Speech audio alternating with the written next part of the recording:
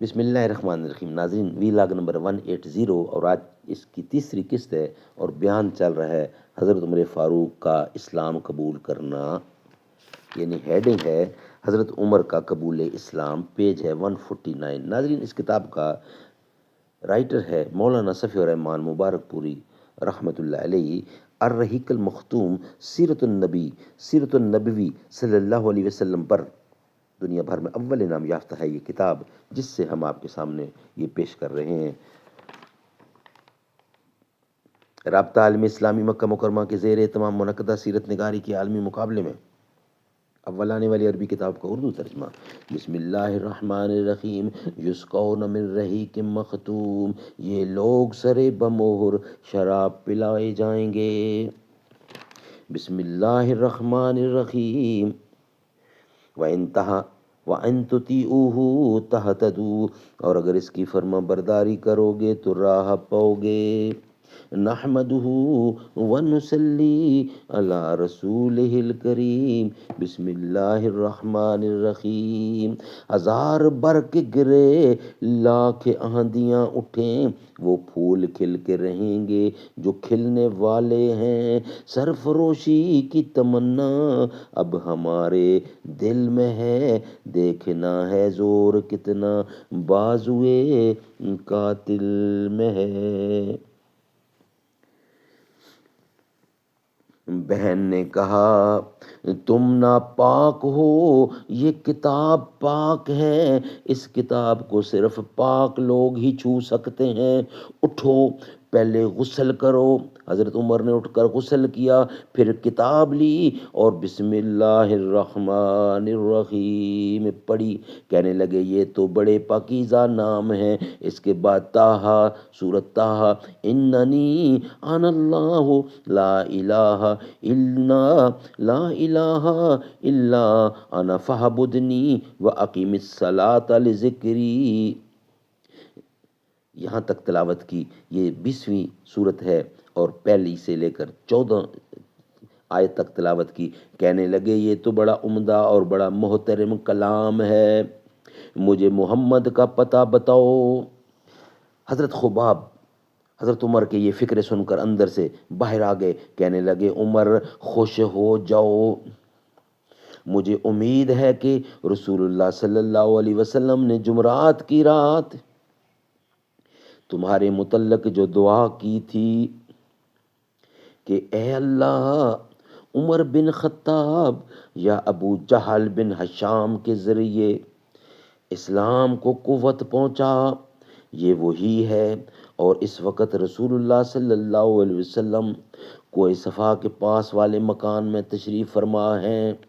یہ سن کر حضرت عمر رضی اللہ نے اپنی تلوار حمائل کی اور اس گھر کے پاس آ کر دروازے پر دستک دی. ایک آدمی نے اٹھ کر دروازے کے دراز سے جھانکا تو دیکھا کہ عمر تلوار حمال کیے موجود ہیں.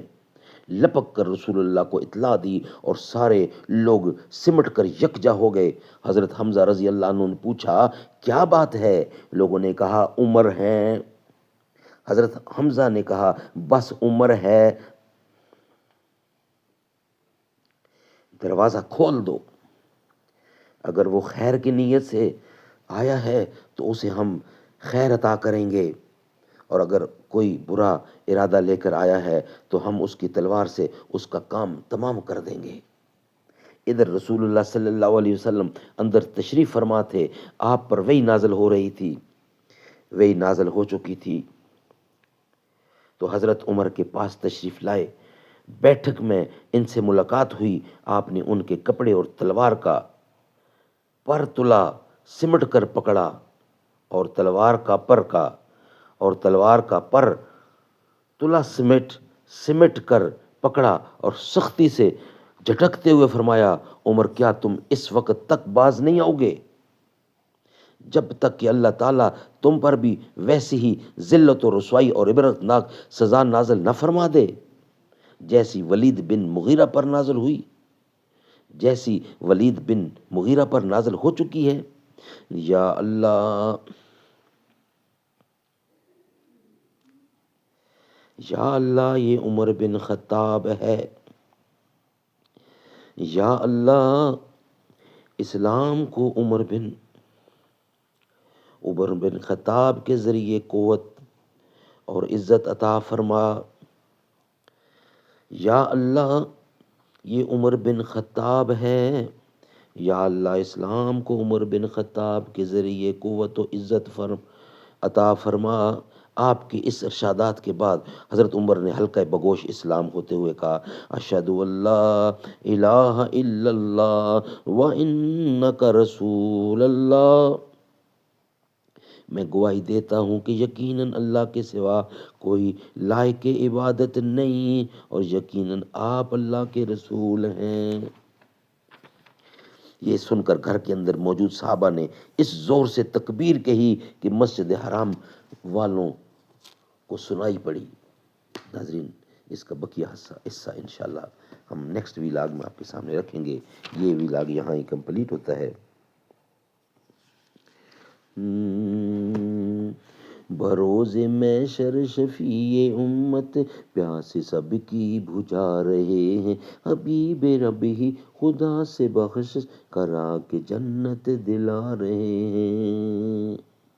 حضور جس دم جہاں میں آئے خوشی سے ہر ایک یہ گیت گائے، سوائے ابلیس کے سبھی تو گھروں میں جھنڈے لگا رہے ہیں۔ وہ نور جس کو بنایا رب نے زمین سے پہلے زمان سے پہلے، اسی سے شمس و قمر ستارے بھی آج تک جگمگا رہے ہیں۔